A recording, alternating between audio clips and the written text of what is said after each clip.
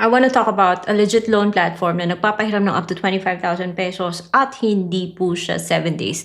Yung pangalan ng loan app ay si Happy Cash, and this loan app is under Yinshan Lending, available both sa Google Play Store or sa App Store, reporting sa CIC, registered sa SEC, and therefore, quote-unquote legit. Uutangan mo ba, aalagaan, or iiwanan si Happy Cash this 2026? Yan po yung pag-uusapan natin sa video na to. Hello everyone, welcome back to my channel. This video is not sponsored, it is based on my personal experience. I talk about online loan platforms in this channel because yung goal ko is to spread financial literacy. And I want to encourage everyone to become responsible borrowers dahil yung pag-uutang is a powerful privilege that can help us achieve our future loan applications. Ito na lang to si Happy Cash, dapat siyang pinag-iisipan or pinag-uusapan dahil submitting po siya sa CIC or Credit Information Corporation. What does that mean? This means na kung naging good payer ka man, naging late, hindi mo binayaran yung utang mo dito kay Happy Cash, it can affect your future loan applications. The thing is that, yung loan app na to, syempre sabi niya, nagpapahiram siya na up to 25,000 pesos.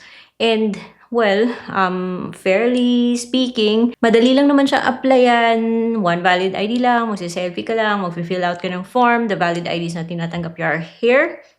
Ayoko guys yung nabubulol ako kasi kaya pakibasa na lang po yung mga tinatanggap yung valid IDs.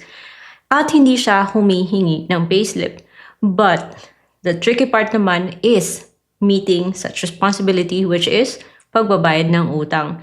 Okay, before we get to that, yung loan app na to ay hindi po siya 7 days. Mag-o-offer siya ng up to 180 days na payment, and in my experience, nasa up to 3 months ako to pay for this loan. Now, kung mag-1 month ka lang, notice na yung interest niya is nasa 15%, which at the moment, pasok po sa cap ni BSP. We'll see if mag-change yan sa April. Kung doon ka naman sa 2 months, bababa siya. Kasi pwedeng monthly yung pagbabayad sa loan app na to. At pag naging 3 months or 4 months or 5 or 6, bumababa. Regardless of that, I understand that some people would find it medyo mahal. Mababa siya in a sense na monthlyhan. If you're going to do the math sa mga interest na napunta sa loan app, it adds up. So dapat siyang pag-isipan. There's nothing wrong about Happy Cash actually. If wala kang ibang mautangan, pwede mo siyang takbuhan. Because like I said, madali naman ma-approve sa loan app na to if okay yung credit history mo. Yun nga lang, medyo kuripot siya sa pag-increase. I started with 3,000 pesos sa loan app na to, and then it's been a year, 6,000 pa rin. And considering na yung interest niya is high, I still prefer online loan platforms na mababa yung interest. Sabi ko, pause na muna. There is nothing wrong with Happy Cash. It's not me hating on Happy Cash. Actually, helpful naman siya in certain circumstances. It's a matter of knowing when to stop.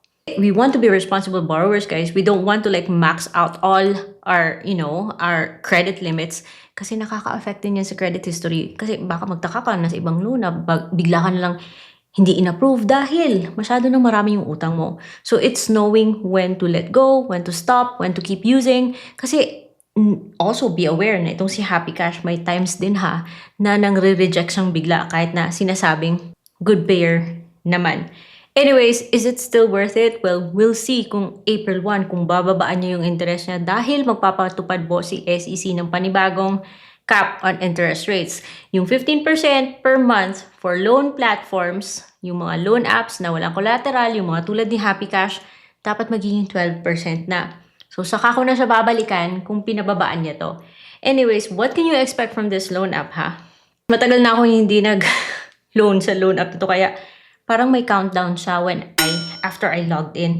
At naging ganun pa rin yung offer niya, which is 6,000. By the way, yung loan app na to pwedeng multiple, ha? Kasi nung 3,000 yung tinake ko, yung 6,000 yung tinake ko, pagkatapos mo magbayad ng first payment mo, kaagad mag-free up siya ng certain amount sa credit limit mo na pwede mong ulit utangin. But since, guys, may interest siya, dapat pa rin siyang pinag-iisipan. So, hindi mo kailangan tapusin yung entire mong loan para makapag-loan ulit. Depende sa kung anong meron sa credit limit mo. Anyway, so yung offer niya is 6,000 pa rin. And ganun pa rin yung interest niya. So, if, say for example, I'm going to pay this in 3 months kasi hindi po siya 7 days. Monthly po siya. Magbabayad po ako ng 2,627 every month. And kung gagawin ko naman siyang 2 terms or 2 months, then yung babayaran ko is 3, 6, 19. Nakalagay naman po yung breakdown ng kada, breakdown ng interest or fees niya. And kung 1 month ko lang siyang, yung term na pipiliin ko, ibabalik ko is 6,900. Either GCash, PayMaya pwede, and sabi ko, hindi ko na muna iti-take.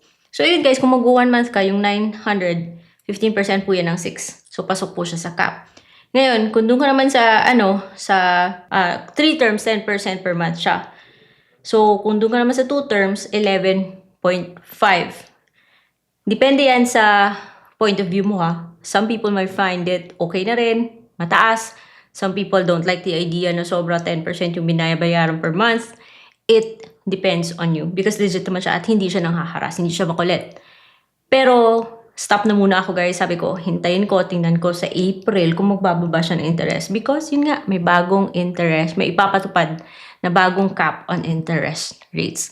Because in this channel, it's not about utang na lang. It's about, making smart choices when it comes to borrowing. So, we want options, we want better deals, and let's hope na by April 1st, yung mga paborito nating mga legit apps ay tingnan natin kung sino yung pinaka-compliant sa kanila. Ngayon, kung reject ka dito kay Happy Cash, like forever reject, or ayaw mo sa kanya, we have options. Because in this channel, I've created a playlist. This is the Legit Loan Apps playlist by Ate Red. These yung playlist na yun, it's a compilation of videos I made for Legit Loan Apps na hindi po ako sponsored. Hindi ko sila pinopromote, but sinishare ko yung experience ko sa mga loan apps na yun, hoping na kung mapanood nyo, you're able to make a better decision kung okay sila o hindi. So that's about it. Happy Cash, before I let you go, isasummarize ko lang na it's legit. Pwedeng Google Play Store, pwedeng iOS, submitting entity po sa CIC. So dapat inaalagaan, not because gusto nating makautang ulit, but because maaari ito maka-affect sa ating future loan applications because it's gonna reflect on our credit history. Rehistrado po sa SEC, so kung magkakaroon ka man ng problema, say for example, mangulit siya, naging makulit siya, or yung third-party collectors na later on, pwede siyang isumbong. Mas madali pong magsumbong ng mga rehistradong mga OLA kaysa sa mga fly-by-night. So, dapat siyang pag-isipan and tingnan natin kung magiging compliant siya sa bagong cap on interest rates this April. And, bye-bye na muna for now. See you on my next vlog.